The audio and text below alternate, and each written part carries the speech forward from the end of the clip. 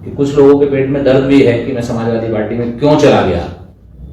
यहाँ मेरे पास में मेरी पत्नी भी बैठी हैं जो मेयर हैं, जो सुनीता वर्मा, तो मैं इनको भी बिठा के साथ आप लोगों से बात करूंगा, क्योंकि उन्होंने भी उत्पीड़न झेला है, उन्होंने भी वो कष्ट झेला है जो मैं आपसे बयां करना चाहता हूं, आपको बताना चाहता हूं कि अभी मैंने पार्टी ज्वाइन की है, समाजवादी पार्टी, और मुझे समाजवादी पार्टी के राष्ट्रीय अध्यक्ष माननीय श्री अखिलेश यादव जी ने पार्टी ज्वाइन कराई है। दोस्तों, आप लोगों ने सबने सब कुछ देखा भी है कि कितना सम्मान वहां पे मिला और कितने साथी मेरे साथ गए। तमाम लोग, जो वो लोग गए जिनको सताया गया, जुल्म जाति के खिलाफ जो लोग थे, जो जुल्म जाति के शिकार हुए, वो लोग मेरे साथ वहां पे गए। तो दोस्तों, मैं ये कहना चाहता हूं आप लोगों से कि मैं 2007 में विधायक बना था हस्तिनापुर से, और 2012 तक मैं विधायक रहा। 2011 में, सन 2011 में वो जाति की गई, मेरे ऊपर मुकदमे दर्ज कराए गए, जबकि दलितों की सरकार बताई जाती थी बहुजन समाज पार्टी। बहुजन समाज पार्टी में एक बहुजन समाज पार्टी के विधायक के साथ मुकदमे दर्ज कराए गए।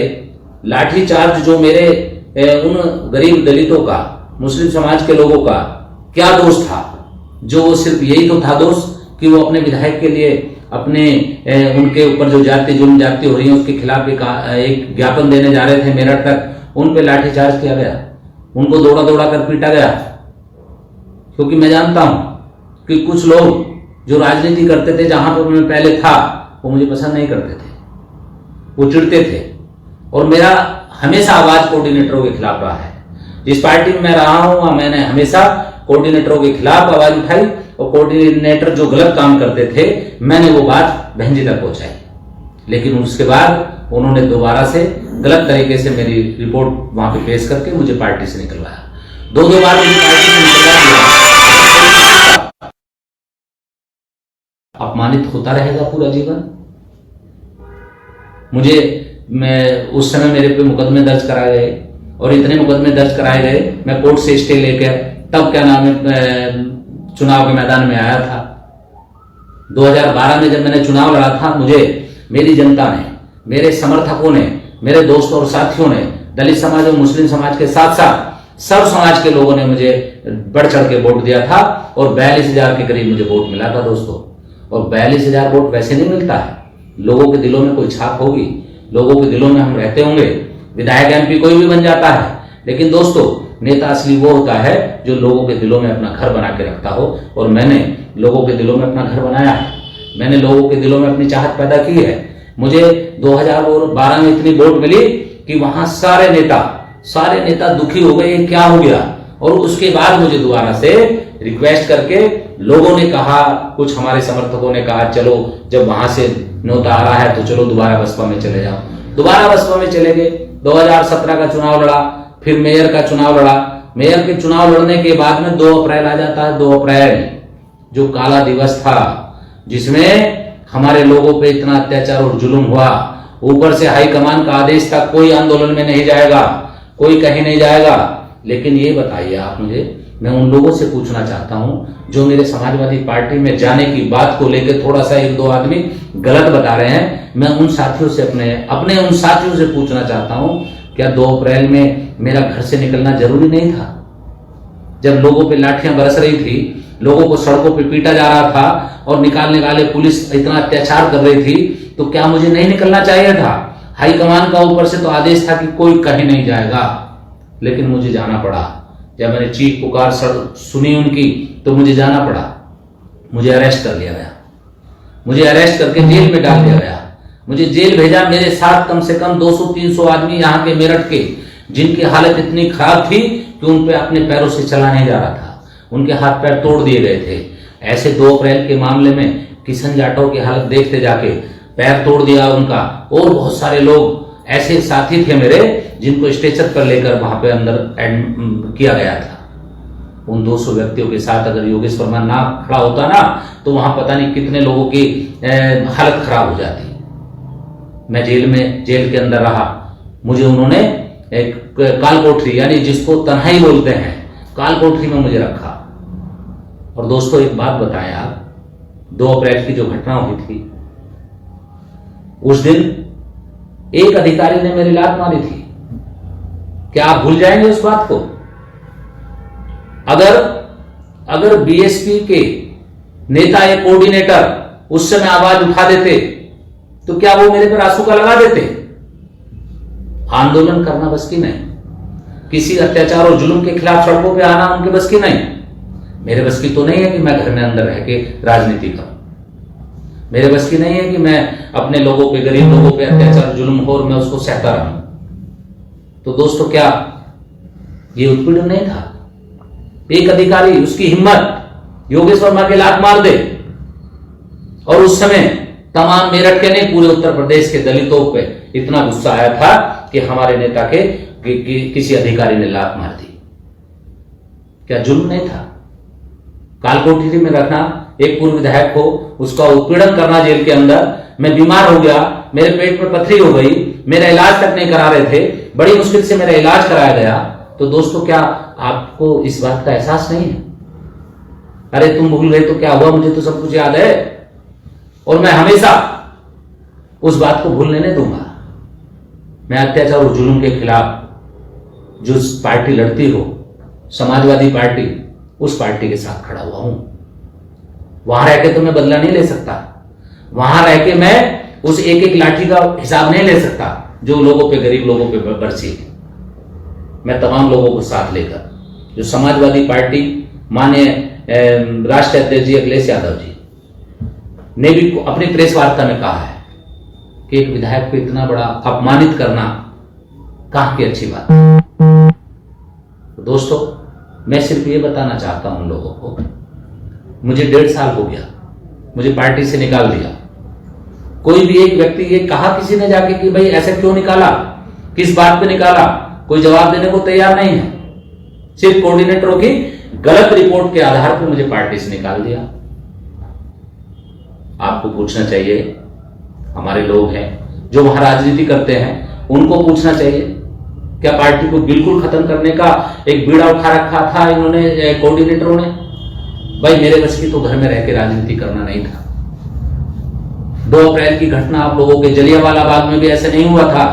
अंग्रेजों ने जलियांवाला बाग में दौड़ा दौड़ा के मारा था। इसी तरीके से 2 अप्रैल में इन लोगों ने, इस सरकार ने, भाजपा सरकार ने इस तरीके से मारपीट की लोगों के साथ, अत्याचार और जुल्म किया, फर्जी मुकदमे लगाए। क्या ये बात आप भूल जाएंगे? मेरे विचार से भूलना नहीं चाहिए, समय का इंतजार करना चाहिए। क्या जहां हम थे वहां रह के अत्याचार और जुल्म के खिलाफ लड़ाई लड़ी जा सकती है? ना तो किसानों के आंदोलन में कोई जा सकता है, ना किसी के साथ कोई अत्याचार और जुल्म हो वहां जा सकता है। तो ऐसी ऐसी पार्टी में रहने का क्या फायदा? मैं मजबूरी में, और 1.5 साल पहले मुझे पार्टी से निकाला। मेरे पे गद्दारी का आरोप नहीं है, मैंने कभी पार्टी नहीं छोड़ी थी। मुझे बार बार अपमानित करके पार्टी से निकाला गया। मेरा कोई दोष नहीं था, मेरी कोई गलती नहीं थी, मुझे पार्टी से निकाला, इसलिए 1.5 साल तक मैं घर में रहा। क्या योगेश वर्मा अंधेरों की जिंदगी जिएगा? क्या एक राजनीतिक व्यक्ति को 1.5 साल 2-2 साल घर में रहना चाहिए? फील्ड में नहीं आना चाहिए? अरे कोई वाहन भी अगर 1 साल या 1.5 साल खड़ा कर दिया जाए, उसे में चाबी ना मारी जाए, उसे स्टार्ट ना किया जाए, उसका भी इंजन सीज हो जाता है, जाम हो जाता है। तो दोस्तों योगेश वर्मा इस तरीके का व्यक्ति नहीं है। और मैं ये बताना चाहता हूं, 2 अप्रैल के मामले में 6 महीने क्या, 7 महीने क्या रासुका उन्होंने मेरे ऊपर लगाई। अरे गर्दन भी कटानी पड़ गई आप लोगों के लिए, तो पीछे नहीं हटूंगा। और समाजवादी पार्टी में आया हूं आप लोगों को न्याय दिलाने के लिए, आप लोगों को, समाज को सम्मान दिलाने के लिए। और आज समाजवादी पार्टी का सर्व समाज का व्यक्ति, सर्व समाज है समाजवादी पार्टी में, सब लोग आप लोगों के साथ खड़े हैं। आप लोगों को बिल्कुल नर्वस नहीं होना है, पूरी तरीके से आप मेरी बात को समझो। वो घटना क्या थी 2 अप्रैल की, कल देख लेना फिर।